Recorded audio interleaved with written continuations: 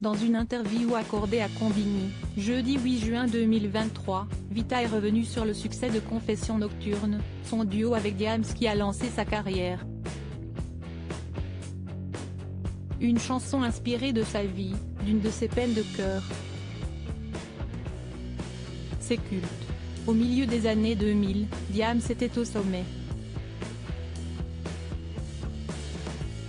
Après avoir remporté la victoire de la musique du meilleur album rap de l'année en 2004, pour Brut de Femme, certifié disque d'or, elle revenait avec un nouvel album, Dans ma bulle, en 2006.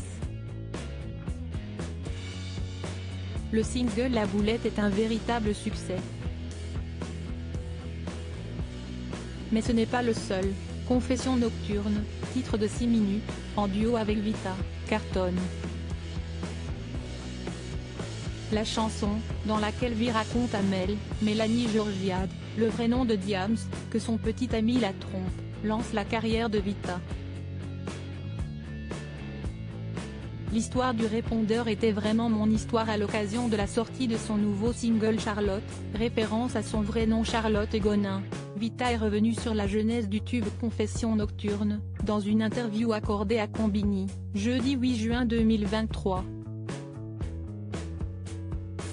À l'époque, la chanteuse venait de débarquer à Paris, depuis Mulhouse, pour tenter de trouver une maison de disques. J'ai écrit et composé tout mon premier album, mais personne veut de moi, confie-t-elle. Elle habitait chez son ami Diams, qui lui a dit « Je veux absolument qu'on fasse un titre ensemble sur l'album ».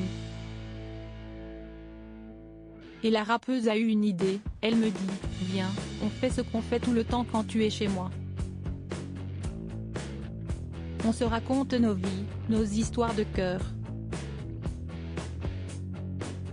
Ainsi, Confessions Nocturnes a été inspirée par la vraie vie de Vita.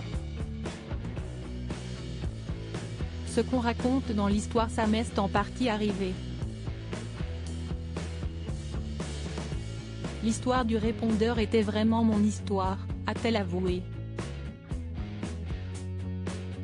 Et d'ajouter, on rajoute une tonne de trucs, on casse la voiture, ça ne m'est pas arrivé. Mais l'histoire du répondeur m'est arrivée à la lettre. En fait, ce que je raconte, si est ce que j'ai vécu 2 ans avant. De mauvais souvenirs, une bonne chanson.